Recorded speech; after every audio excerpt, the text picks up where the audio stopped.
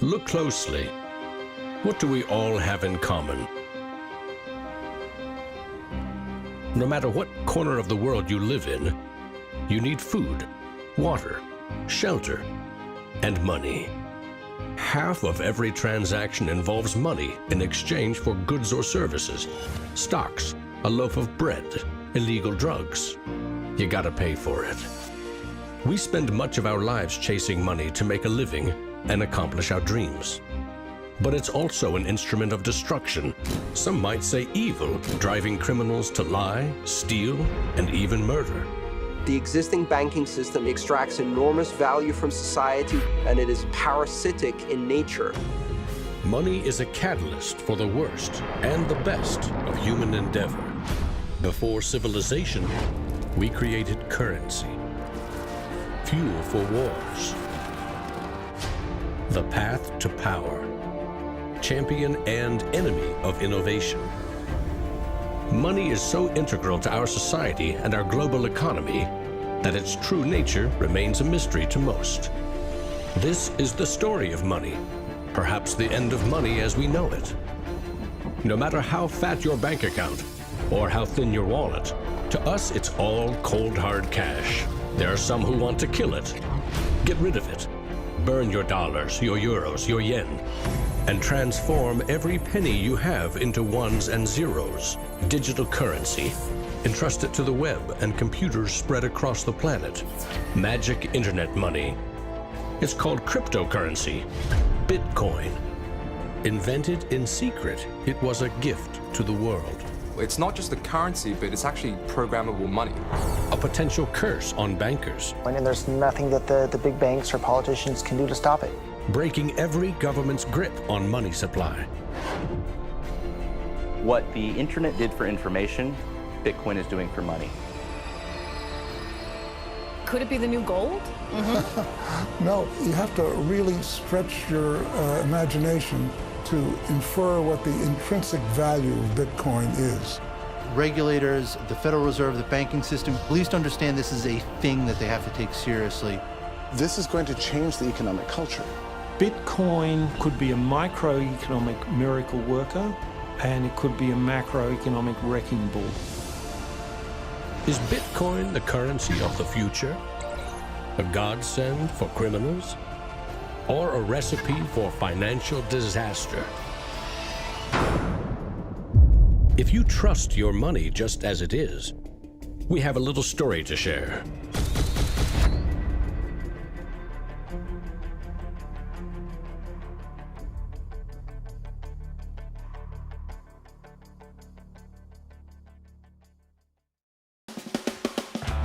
Once upon a time, there was a big party with everyone standing around the punch bowl, drunk. Politicians credited the strong economy to their wise decisions. Businesses jumped into new profitable markets, ignoring risk. In fact, the experts said there was no risk. Then, troubling market data from minor countries spooked the markets. Rumors spread. More bad news rattled housing prices at the heart of the financial world. A major bank went insolvent. Investors and businesses made a run on the other banks, demanding their cash deposits. The largest financial institutions in the center of the modern world were frozen. Assets were seized. Banks foreclosed. A credit crunch threatened the entire world economy. And then, finally, the government stepped in. The largest bank bailout ever. Swift action by the head of state had saved the day. Remember that? No, you don't. It happened 2,000 years ago. Rome, 33 AD. Ground zero for the first recorded liquidity crisis and government bailout in history. The largest empire the world had ever seen was brought to its knees by a banking disaster. Emperor Tiberius used money from the national treasury to bail out the country's troubled banks and companies. History may not repeat itself, but it certainly rhymes. Badly. People in power and their money have always been at the very center of it.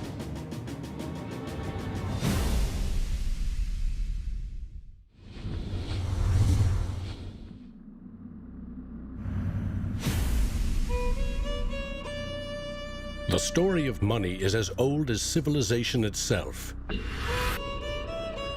When we lived in small tribes, keeping track of debt was easy.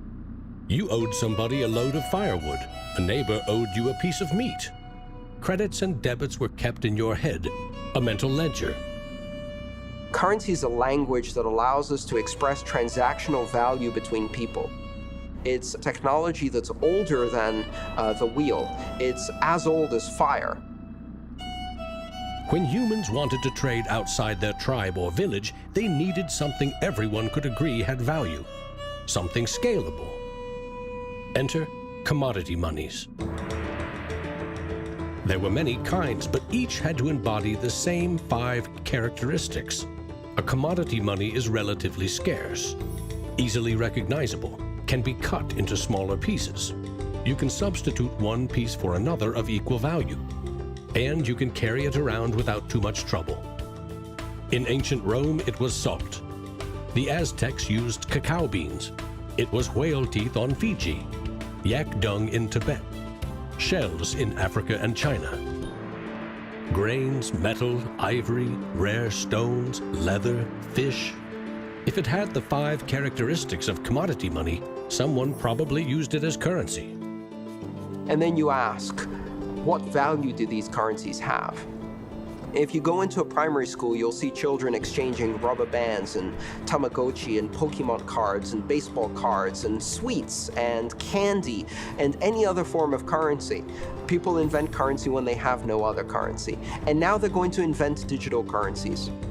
But commodities that aren't durable are a lousy store of value. A bad cacao crop or a huge new salt discovery can throw your currency and economy into turmoil. A more stable system was needed. About 2,500 years ago, the first metal coins were minted in China and in what is now Turkey. These coins shared the same 5 characteristics with commodity money, but were also very durable.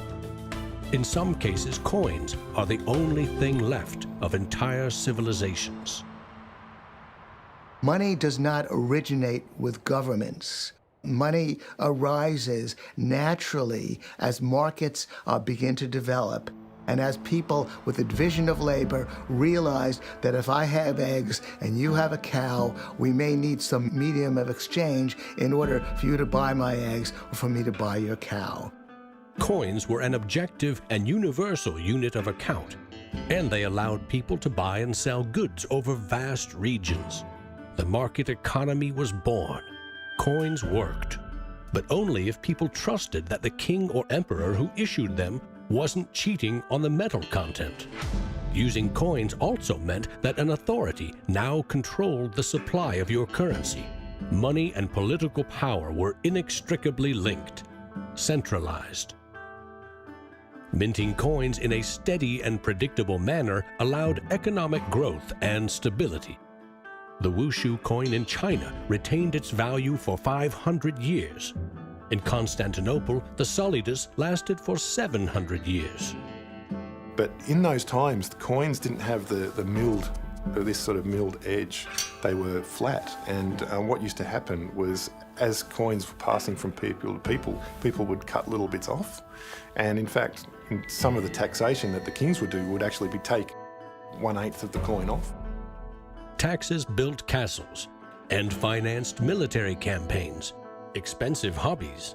Soon, royal mints were substituting cheaper metals for silver and gold. This is called debasement, and Europe's kings made a habit of it. The currency of France was debased every 20 months for 200 years. If no one can trust the gold or silver content of your coins, how can you trade with other countries? International merchants found a solution. They recognized that one person's debt has value. It can be traded or transferred. When those IOUs came from reputable sources, they could be used as a form of money, paper money. This money was not based on hard commodities or metal, but instead on someone's promise to pay. Merchant families like the Medici in 15th century Florence acted as clearinghouses for these IOUs. It worked like this. an English trader ordered a shipment of Italian cloth from the Medici for 100 gold coins. His promise to pay the Medici was put on paper. Meanwhile, the Medici owed 100 gold coins to another trading partner for delivery of wine from France. The parties didn't go to the expense of transporting and exchanging gold coins. Instead, the paper was transferred. Everyone agreed that the paper had value, 100 gold coins, but only because everyone trusted the Medici as solvent middlemen. They had created a paper money machine. Within a few generations, they rose from low crime to high finance. Their great wealth helped fuel the Italian Renaissance and elevated the family to levels of enormous political power. The power to marry into royal families and get elected as popes. The ties binding money to power, politics, and influence now ran through church and state. Merchants had proven that creating paper currency could be wildly profitable. Goldsmiths wanted in on the action. Imagine it like this: if the goldsmith had seen over a period of time that some of the coins he was storing for people were gathering dust, the people who owned them don't need them right now. So what if I go and lend them out into the community and I charge them interest on this loan? So he starts out lending some of these gold coins, and then later he realizes actually people don't even want the gold coins, they just want the piece of paper that says the gold coins are in the bank and with the goldsmith. So I can now make a loan with these pieces of paper, and whatever I write on a piece of paper, as long as people trust me, they'll trust the paper. And effectively the goldsmiths and the early day bankers, they had literally acquired the power to print money. More and more private paper money from merchants and banks circulated and began to rival the crown's coins. The power inherent in controlling and issuing money began slipping away from the rulers. They couldn't tax or debase this new kind of money, but they had bigger ambitions than ever with trading posts, colonies, and empires that now stretched across the globe. For centuries, European countries would take turns building massive fleets and waging war on each other to rule the world.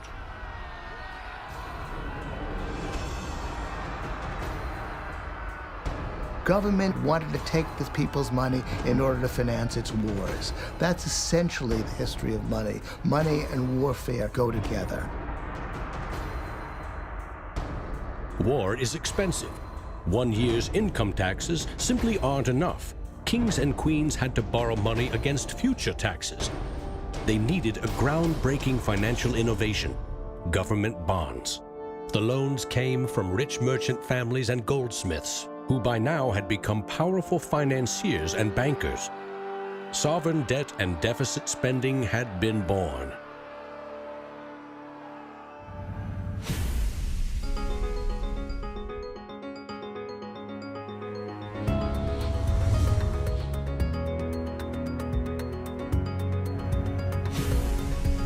In 1694, the Bank of England was established to fund a war against France.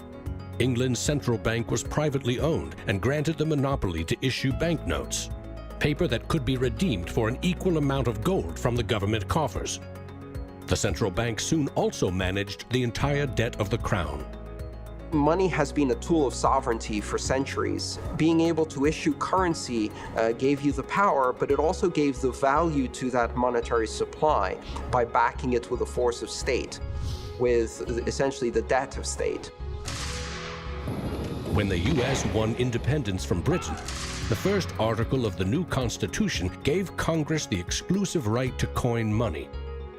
This currency's value was tied to gold in government vaults. From 1781 until the Panic of 1907, the financial system of the U.S. was an economic petri dish. Brief central banks, state banks, private currency, government currency, depressions, strong growth, recessions, regular boom and bust cycles. The long term, as far as capital is concerned, people want predictability. People want stability. From the back of that, they can plan. Now, it's very hard to plan in the long term with such a level of volatility. In 1913, bankers and politicians decided that it was in the country's best interest, and theirs, to have a permanent central bank. They created the Federal Reserve. Among its jobs, expand or contract the supply of a single national currency, the Federal Reserve note. The dollar was tied to gold, and strategic control of it would avoid booms that lead to busts. At least that was the plan.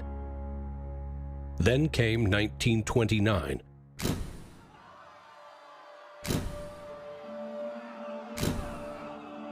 The Great Depression would have a profound effect on monetary policy worldwide.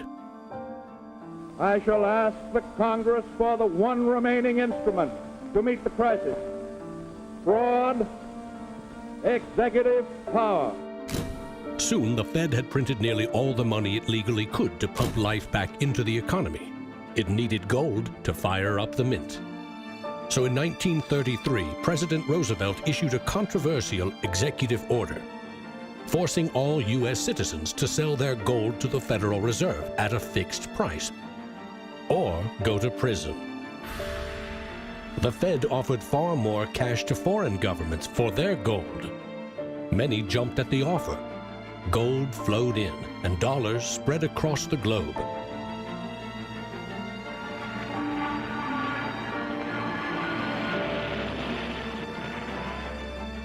World War II devastated nearly every major economy, except the United States. The military and industrial juggernaut emerged as the global financial superpower. The dollar had become the world's most stable and trusted currency. Other countries pegged their currency to the dollar, which could still be redeemed for gold. In fact, the U.S. owned more than half of the world's gold reserves. In the next few decades, more dollars flowed to foreign countries. Governments began debasing their coins with cheaper metals and printing more of their own currency than they had in gold. The bond between precious metals and paper currency was cracking. This is a 1966 50-cent piece. It was the last coin in regular circulation in Australia to contain silver, and it contains 80% silver. So in 1966, this was 50 cents. Nowadays, it's $8 roughly in silver alone. By 1966, foreign nations had had enough of the U.S. collecting gold and printing cash. And they had more value in dollars than the U.S. had bullion in its vaults. They demanded gold in return for their paper dollars. Arguments about the value of the dollar versus their currency ensued. In 1971, President Nixon settled the matter. He severed United States currency from the gold standard. I have directed Secretary Connally to suspend temporarily the convertibility of the dollar into gold or other reserve assets, except in amounts and conditions determined to be in the interest of monetary stability and in the best interest of the United States. Never again could anyone legally demand U.S. government gold in exchange for paper dollars. For better or worse, the dollar was now backed solely by the full faith and credit of the United States government. The wealthiest nation the world had ever known would bet its future on a single word: trust. People have this mythology of money that is based on very little fact. And one of the nice things about Bitcoin is that it forces people to start to ask questions about the fundamentals of money. Bitcoin is an attempt to adopt the advanced computerized system that we have, the internet, to resurrecting what money used to be all about.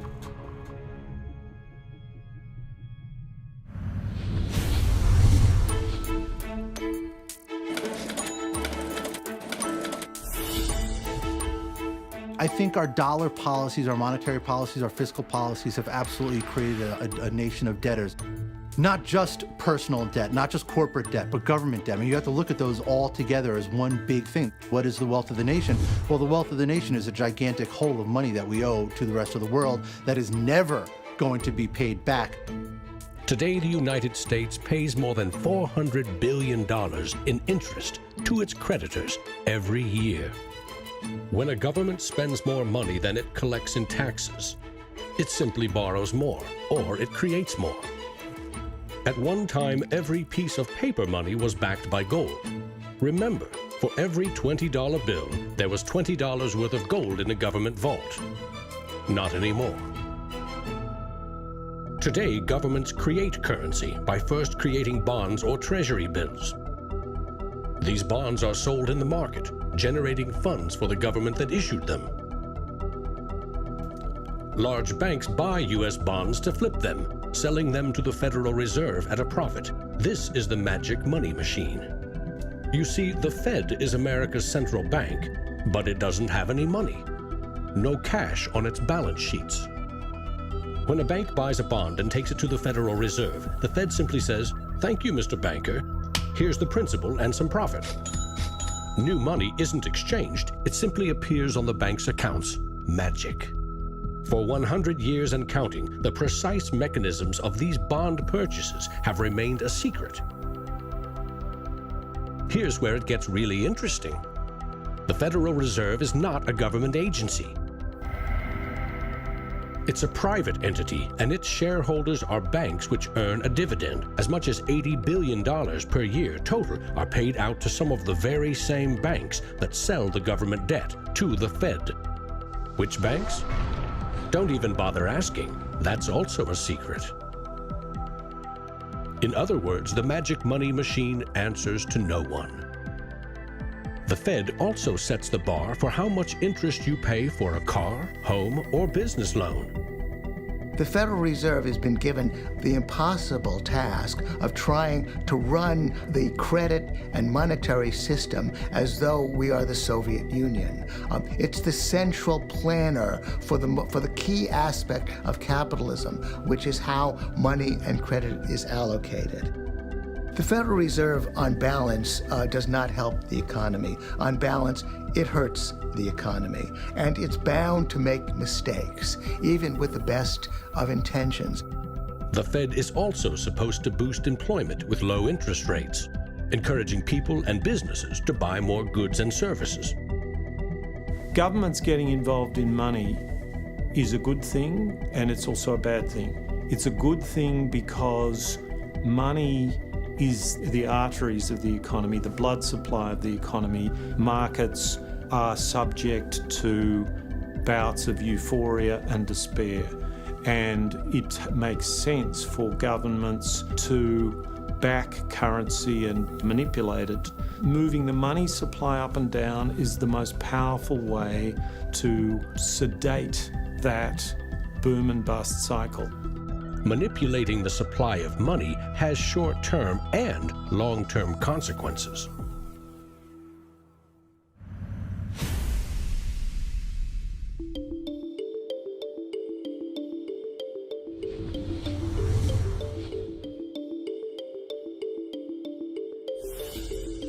Central banks aim to create new money carefully, strategically, and very, very slowly. Releasing more money into the economy causes prices to rise, ideally by 2% every year. That's supposed to foster economic growth. But 2% inflation means the buying power of one cash dollar in your pocket today will be 98 cents next year, and less nearly every year to come. Since 1913, when the Federal Reserve took over the United States dollar, we've seen that the United States dollar has decreased in value 98%. Inflation is a far higher tax because on your income you pay it just once. If inflation is 2%, you're paying a 2% tax on your net worth every single year, your net worth held in currency. So, what does that mean? If you earned $1 in 1913, you could buy 16 loaves of bread. Today, $1 barely buys you one. That's not a quaint notion of how cheap things used to be. It's proof that the value of your cash is slowly withering away. That $1 invested at 2% in 1913 would now be worth $7.24. More than 600% return versus a near total loss. The US dollar has gone from being worth $1 to now being worth about 4 cents. So that's, 96% of its original value. And it's a direct result of government control. Governments don't create money from thin air all alone. You play a key role in the magic money machine.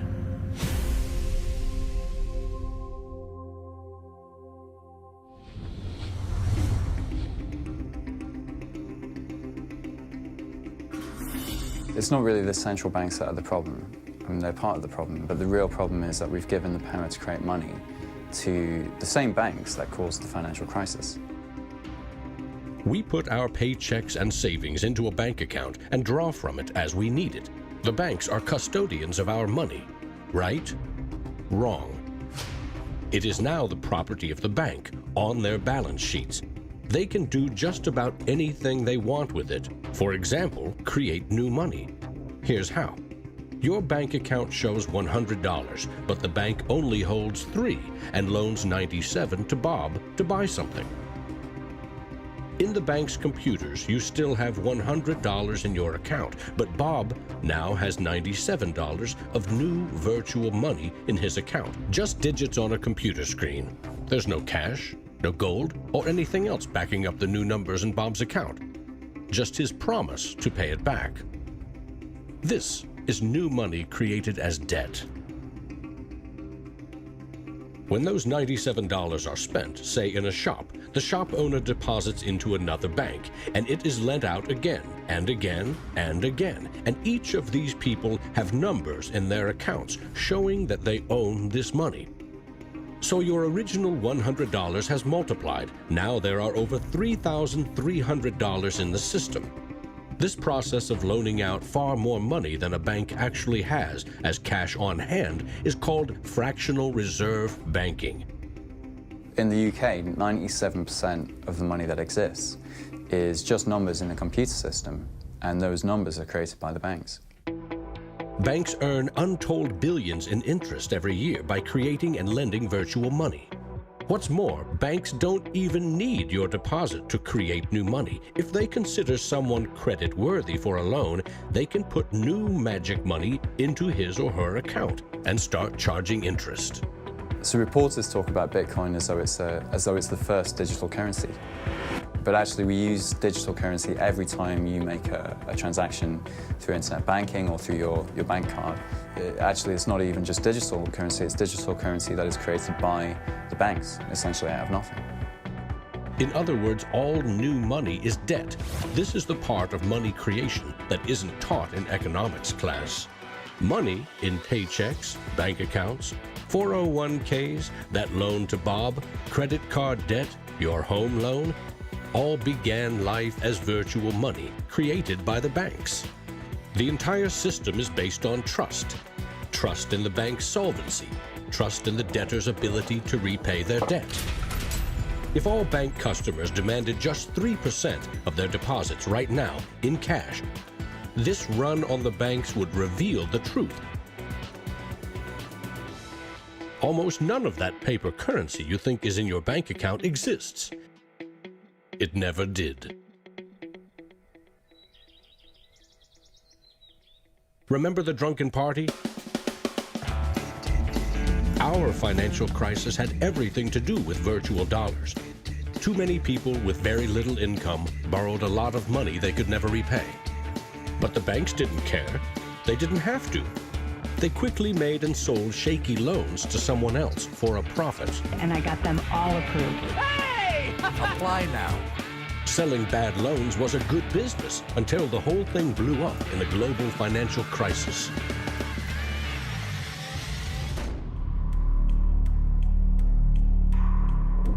The magic money machine destroyed 30 million real jobs. The United States alone lost $16 trillion in household wealth, and the banks foreclosed on more than 1 million homes.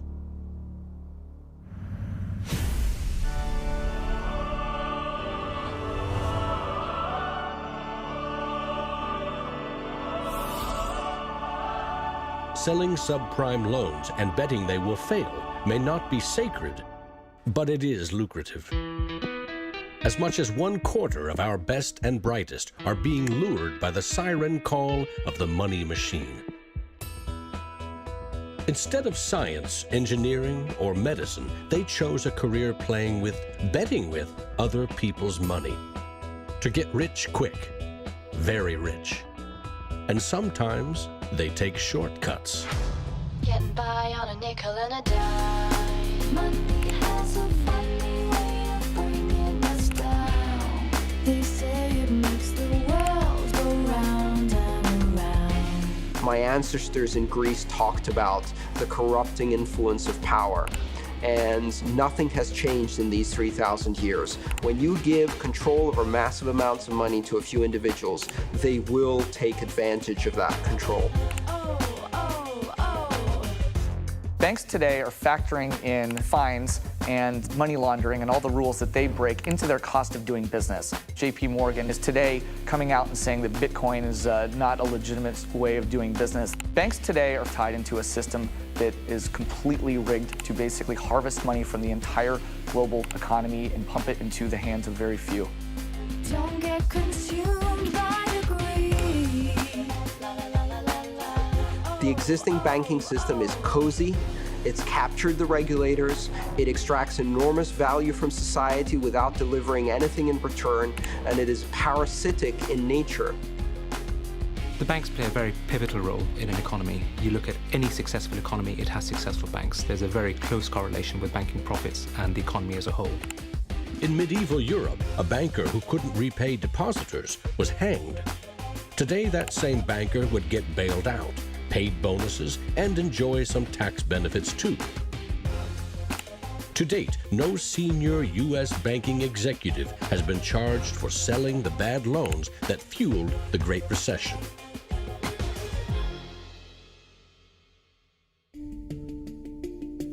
In December 2014, just 6 years after the last banking crisis brought the world to its knees, a congressman snuck a last-minute provision written by Citigroup into a crucial funding bill. The provision allows the largest U.S. banks to once again make risky derivatives bets with bank deposits. But no need to worry. If the banks implode again, lost deposits must be paid back by U.S. taxpayers.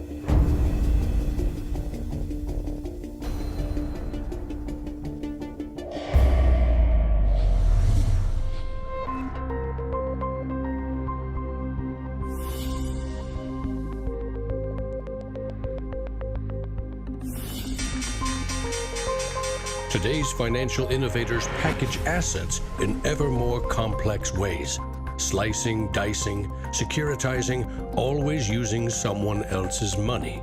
They sell debt, transfer risks, leverage bets. That's what they call innovation.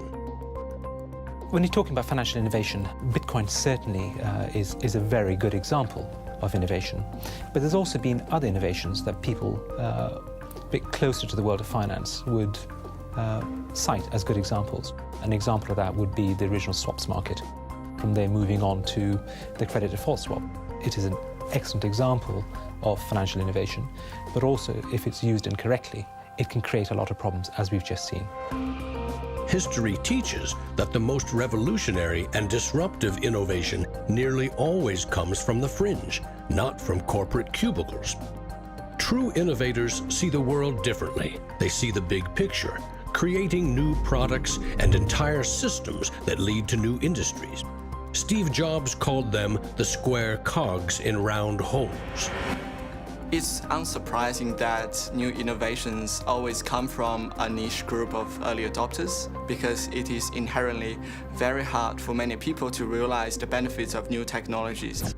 In 2011, most Bitcoin community people were either people from the technology space, the geeks and hackers, or people from the traditional financial industry. There are even some bankers and hedge fund traders using Bitcoinica at that time as well, which was really surprising to me.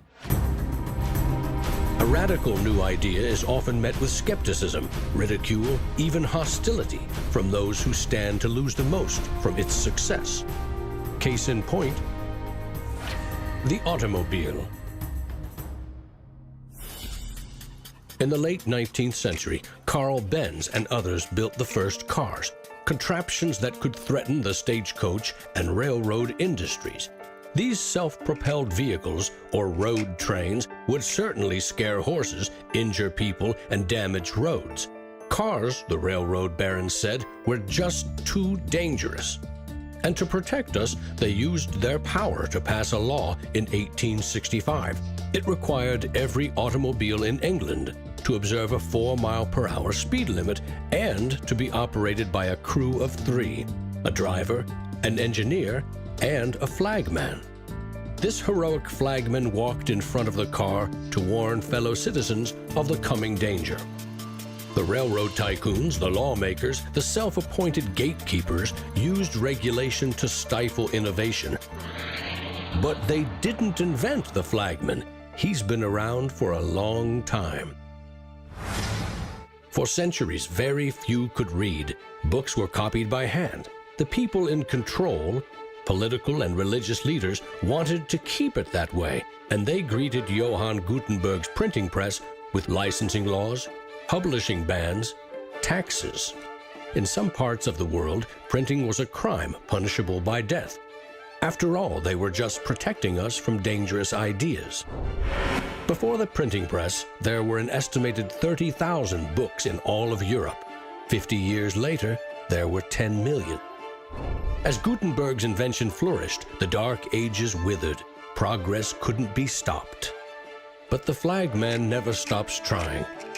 His masters set him loose on each of these innovations because they threatened someone's profits, someone's control. But remember, this is a story about money. What if a technological innovation allowed anyone in the world to be their own bank? To create a currency free from taxes and banking fees?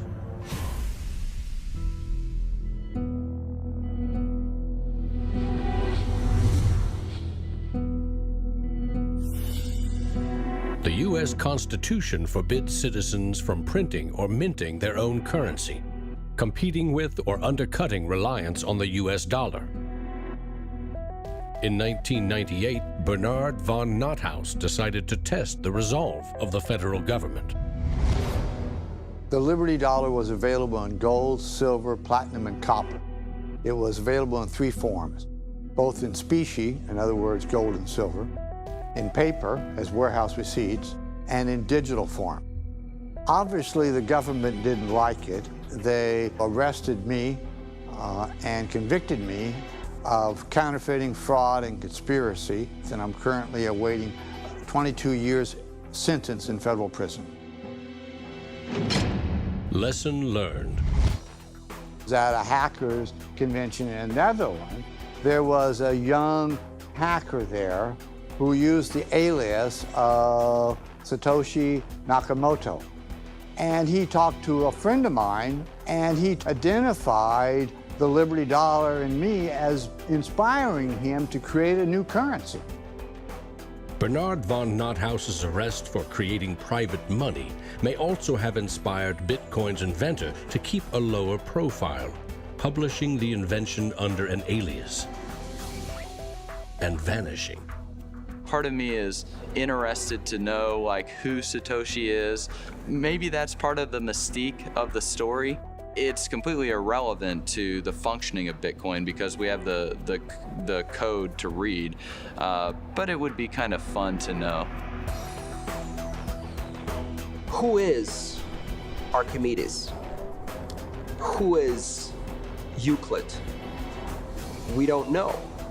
We don't know if Euclid was one person or multiple people. And you know what? It doesn't matter. Euclidean geometry works whether I know who Euclid was or not, whether Euclid was a moral and good person or whether he was a corrupt plutocrat and a bastard. Science and mathematics have essential truth that stands alone, irrespective of its inventors and irrespective of their motives. Well, Bitcoin is a system based on mathematical truths, and these mathematical truths stand alone. We can read the source code in Bitcoin and understand it, and it will be true whether Satoshi Nakamoto is a man, a woman, a collection of individuals, a government agency, or aliens from the future. Bitcoin is digital currency and computer software. Capital B Bitcoin is the shared code that creates a global payment network using computers connected to the internet. Bitcoins are virtual currency, digital money created, stored, and exchanged on that network. But unlike virtual dollars created by a banker, this new currency was created with math by an anonymous inventor. Bitcoin is an open-source software protocol like much of the code supporting the internet and email. Open source means anyone, everyone, can use the protocol. No one person or company can control it. Every change to the software is public, open, and transparent. The code was first developed by Satoshi. Then there were dozens, now hundreds, of programmers constantly collaborating to improve Bitcoin's features and security. So what makes Bitcoin a breakthrough? It tackles an ancient human dilemma and solves a computer science problem. Any shared information or data can be flawed, corrupted. Anything can be faked. How do we know that what we're receiving can be trusted? In our traditional mindset, it's very important to know who is behind this currency because their reputation is significant in knowing that our funds and the true wealth is actually safe. In finance, we rely on trusted third parties like banks, credit card companies, remittance services. They keep track of money as it moves from one account to another, and they charge us handsomely for it. We trust that their digital ledgers of credits and debits balance. A financial system that cuts out these middlemen could be faster, cheaper, and more secure. But Bitcoin is digital. Music and movies are easily pirated, copied, stolen. How can a digital currency retain value if anyone can make 1 million copies? The answer is at the core of Satoshi's invention. A Bitcoin is not a file on a computer. It's an entry in the publicly distributed database called the blockchain.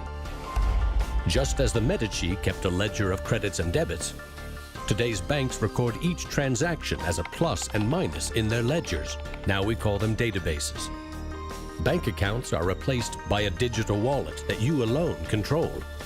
Bitcoin's ledger is the blockchain, a record of every Bitcoin in existence and every Bitcoin transaction ever made. It always balances because no Bitcoin ever leaves it. When a Bitcoin is sent from one digital wallet to another, what they are really sending is control over that part of the database. Code that is a unique key for the new owner. As the network processes transactions, it constantly synchronizes the one ledger across the global network. Each computer or Bitcoin miner has a complete and identical copy. And because the blockchain is public, it cannot be controlled by any one person or computer. Owners of the Bitcoin mining computers are rewarded with new Bitcoins for processing transactions and keeping the network secure.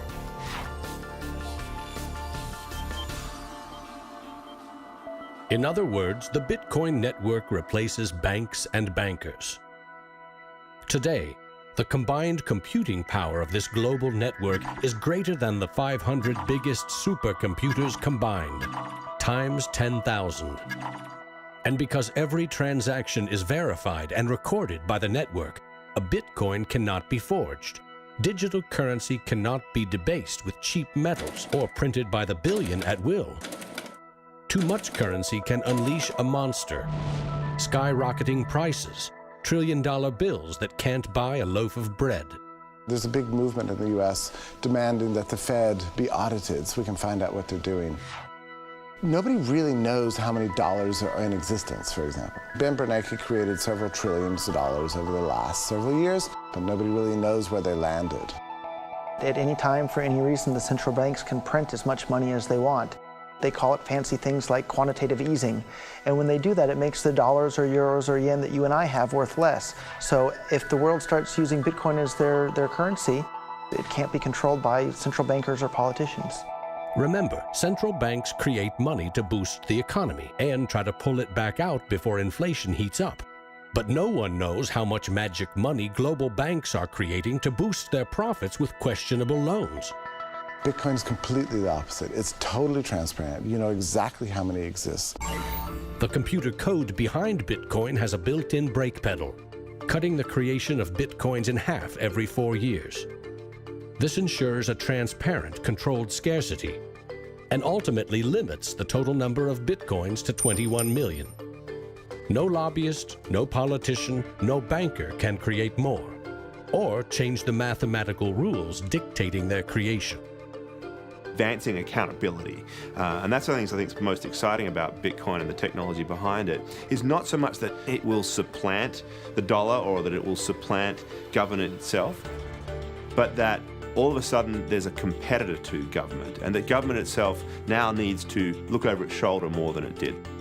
This new digital currency can be purchased online with a credit card or in person with cash.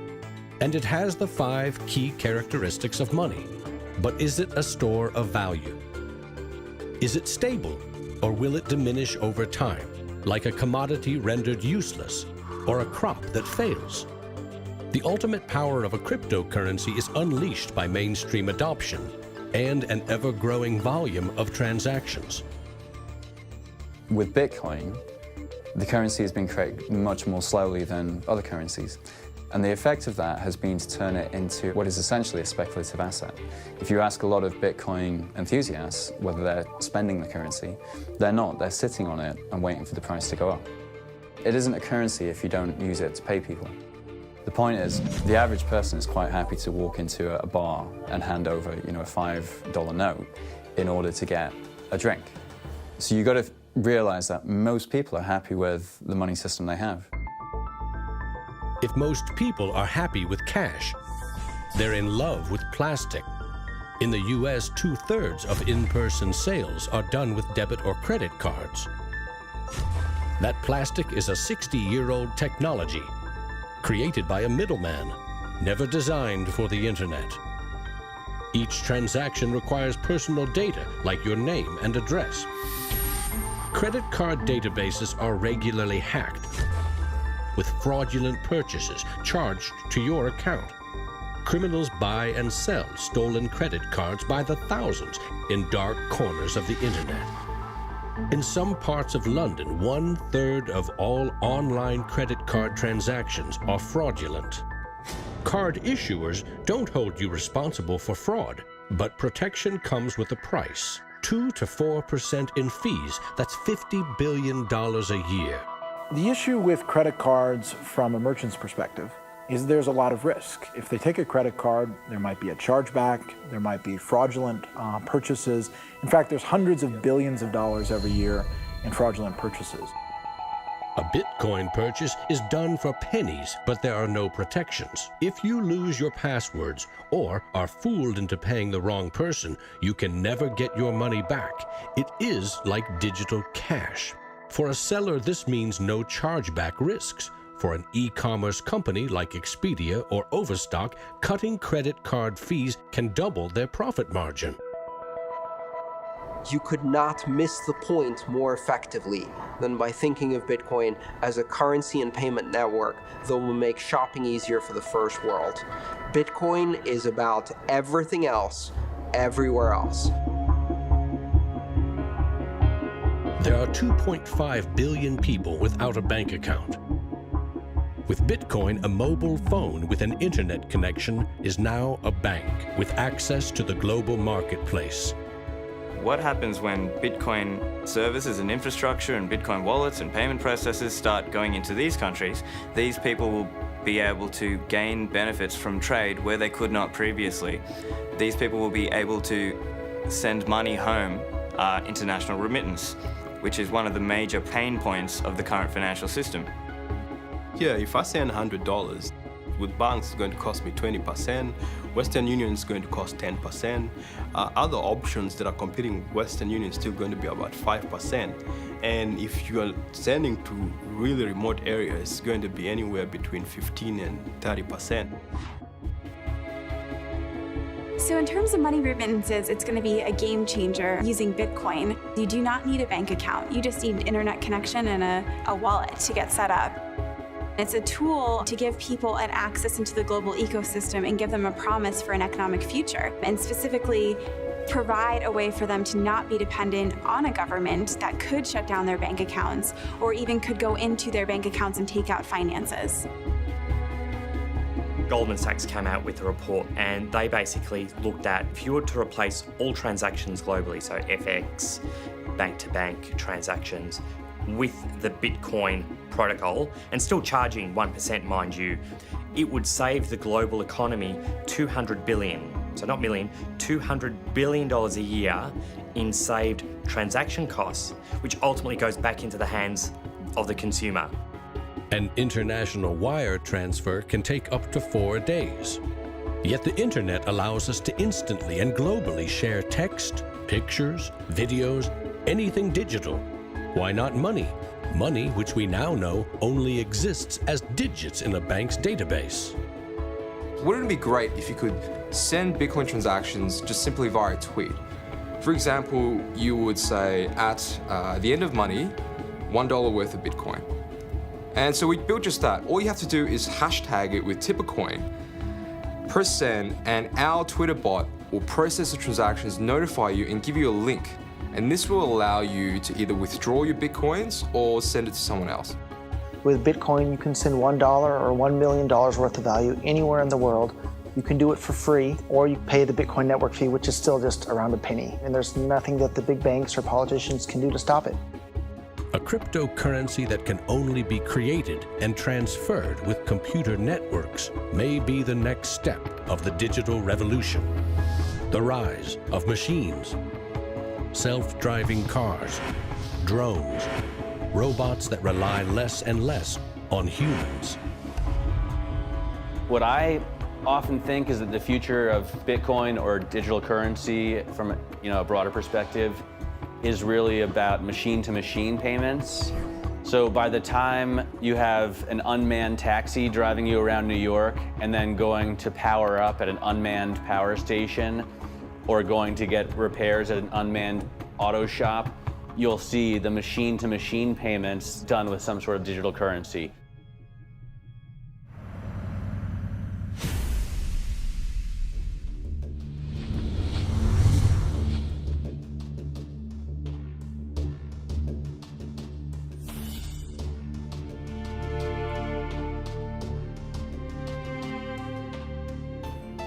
We actually built this world that we live in over the last 200 or 300 years. We've made some mistakes. We've learnt to make things better. The idea that there's some magic key, that if you just sort of stop doing a few things, that there'll be this perfect order that will settle, is a very childish, ideological delusion, in my opinion. But that is not to say that Bitcoin isn't an exciting thing. It's a terrifically exciting thing. But we have to try and engage with it with working minds, not with magical thinking. People are suggesting that it's going to be another world currency, rivaling the dollar or the euro or the yen. I think that's not going to happen. I prefer to trust the banks or the central government compared to the Bitcoin is because someone's accountable. Whereas with the Bitcoin, it's completely deregulated. There's no central control. There's no one held accountable. It is a free float. It's purely demand and supply driven. Mr. Williams? So clearly this is not a currency. Currencies don't behave like this. But what this is a high-risk speculative commodity. So for the entrepreneurs, the bankers, the governments, and everyone else studying and watching Bitcoin, all I have to say is that there will probably be a lot of volatility and an upward trajectory, and to buckle up.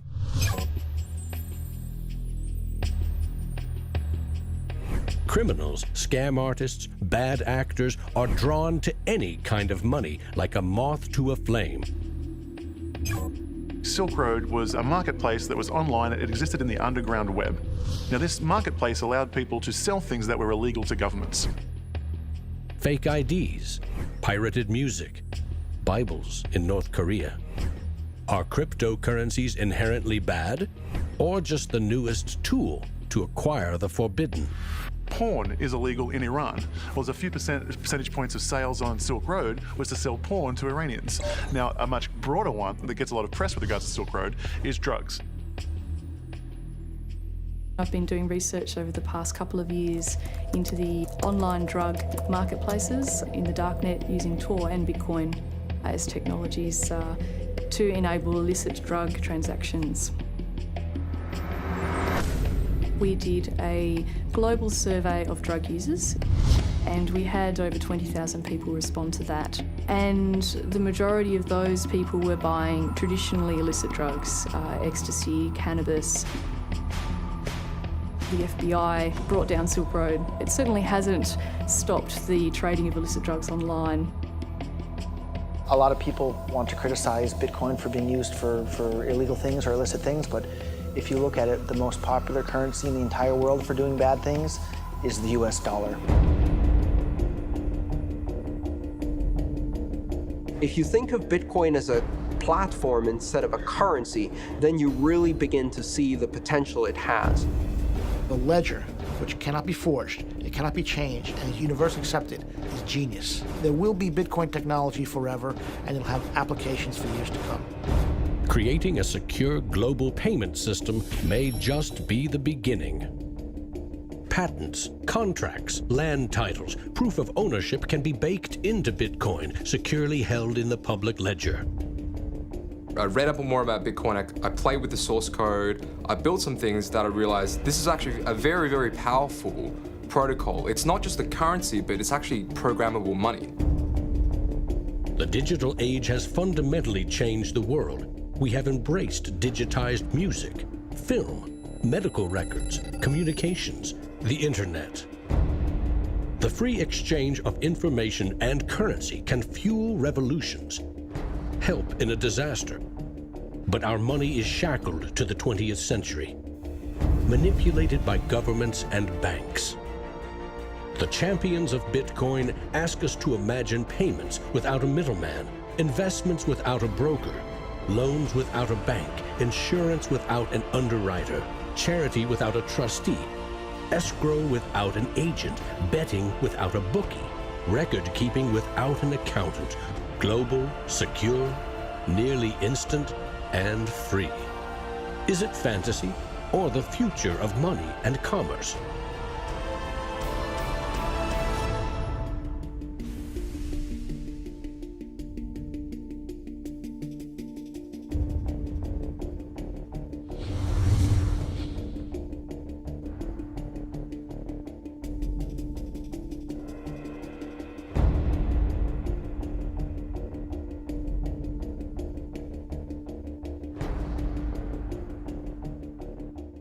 I love Bitcoins. I'm really into Bitcoin. Well, Satoshi Nakamoto, that's a name I love to say.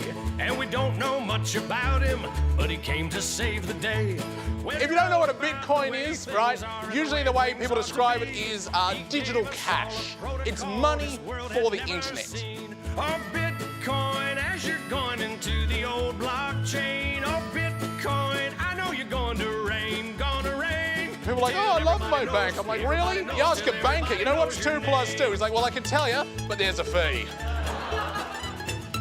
Down the road it will be told about the death of old Mt. Gox, about traders trading altar coins and miners mining blocks. Now, Bitcoin is a new technology. I like to say it's banking light. All of the convenience, none of the evil. Oh, Bitcoin, as you're going into the old blockchain. Oh, Bitcoin, I know you're going to rain, till everybody knows, You know, when I go online and I buy, like, I don't know, a pair of socks, if I pay with a credit card, I'm just buying socks, right? If I buy those socks with Bitcoin, it's a revolution. I am sticking it to the man.